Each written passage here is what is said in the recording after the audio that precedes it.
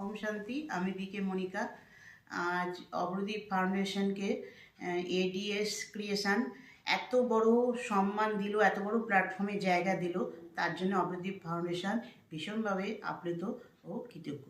Agradeep foundation যেমন গ্রাম থেকে তুলে নিয়ে গিয়ে এক সন্তানহারা মাকে এত বড় সম্মান দিয়েছে, সেই সংস্থানও চাই অনেক দূরে এগিয়ে যাক আর আরও বড় বড় প্রোগ্রাম করুক। আমাদের মতন সন্তানহারা মারা গিয়ে এখানে প্রোগ্রাম করুক। আর আমাদের সবথেকে একটা বড় সুযোগ সুবিধা এডিএস ক্রিয়েশন করে দিল, যেটা চলার পথটা অনেক সহজ করে দিল।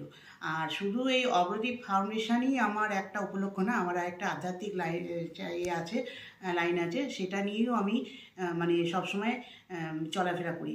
আজকে ওখানে আত্মা নিয়ে পড়াশোনা হয়, কোথা থেকে এসছি, কোথায় আছি আর কোথায় যাব, তা এই দুটোকে আমি একসঙ্গেই নিয়ে চলাফেরার চেষ্টা করি।